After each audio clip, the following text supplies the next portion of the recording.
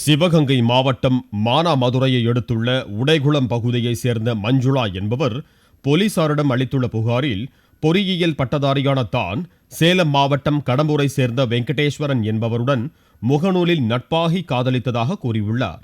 மதுரையில் உள்ள திரையரங்கம் ஒன்றில் வைத்து தாலி கட்டி திருமணம் செய்து கொண்டதாகவும் சென்னையில் 2 ஆண்டுகள் கணவன் மனைவியாக குடும்பம் நடத்தியதாகவும் மஞ்சுளா தனது புகாரில் தெரிவித்துள்ளார்.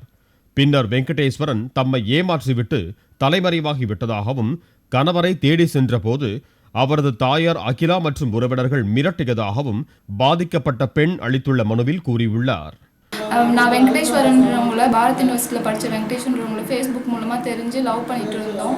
தேட்டரில் வச்சு அம்பிகா தேட்டரில் வச்சு எனக்கு கல்யாணம் பண்ணாங்க. 2 வருஷமாக நானும் அவங்களும் ஹஸ்பண்ட் அண்ட் ஒய்ஃபாக இருந்தோம். அதுக்கப்புறம் ஜாதியை சொல்லி என்னை அவாய்ட் பண்ணதுனால அவங்க அப்பா அம்மா கிட்ட பேசினதுக்கு அவங்க அப்பா அம்மா ரொம்பவே என்னை டார்ச்சர் பண்ணாங்க. அவங்க ஊரில் போய் இருந்தப்போ இந்த மாதிரி பண்ணிகிட்டே இருக்காங்க. அதனால நான் வந்துட்டு போலீஸ் ஸ்டேஷனில் கம்ப்ளைண்ட் கொடுத்தேன். AWPSல எந்த ஒரு ஆக்ஷனுமே எடுக்க மாட்டாங்க. 2 மாசமாக நான் அலைஞ்சிக்கிட்டே இருக்கேன். மஞ்சுளா அளித்த புகாரின் பேரில் வழக்கு பதிவு செய்த மானாமதுரை மகளிர் போலீசார் வெங்கடேஸ்வரன் உள்ளிட்ட 3 மீது வழக்கு பதிவு செய்திருக்கிறார்கள்.